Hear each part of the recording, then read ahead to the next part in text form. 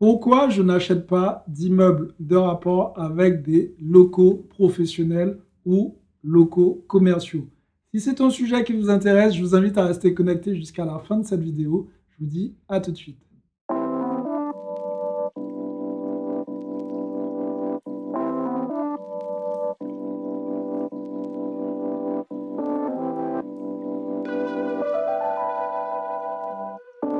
Salut à tous, je suis Xavier Préteric, je suis l'auteur du livre Cave et Parking.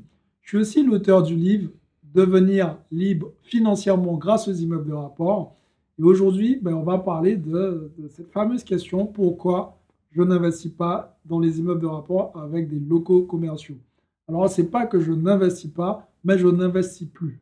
J'ai eu l'occasion de le faire, mais par exemple, moi, j'achète énormément de biens immobiliers, d'immeubles de rapport dans les petites villes. Et forcément, quand vous achetez dans des petites villes, les locaux commerciaux sont un peu moins convoités. À partir de là, si vous avez une vacance locative, elle peut durer longtemps. Mais en soi, ce n'est pas la vraie raison pour laquelle je n'investis pas dans les immeubles de rapport avec des locaux commerciaux.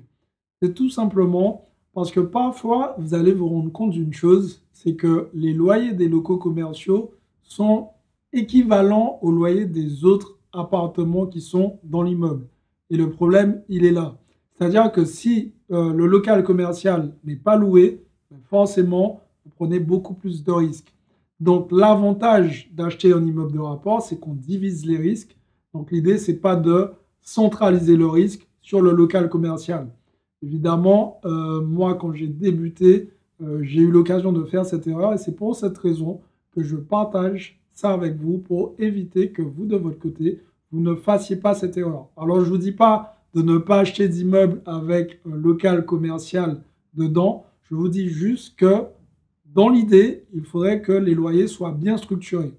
Si vous avez un local commercial, il ne doit pas faire 50% des revenus locatifs par rapport aux autres appartements. Pourquoi? Parce que vous ne divisez pas le risque finalement, ou du moins il est très peu divisé. Et la vraie stratégie quand on investit dans les immeubles de rapport, c'est le fait que les risques soient dilués. Et pensez à ça quand vous achetez un immeuble de rapport, en fonction de l'endroit où vous allez investir. Si vous investissez dans une moyenne ville ou plus ou moins grande ville, les locaux commerciaux forcément sont beaucoup plus convoités. Donc ça veut dire que vous allez pouvoir louer facilement, mais peu importe, la stratégie reste la même.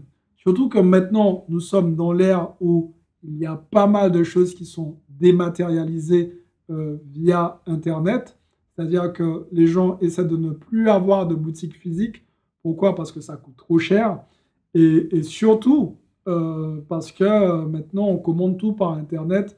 On essaie de ne pas se déplacer, avoir tout en restant assis sur son canapé.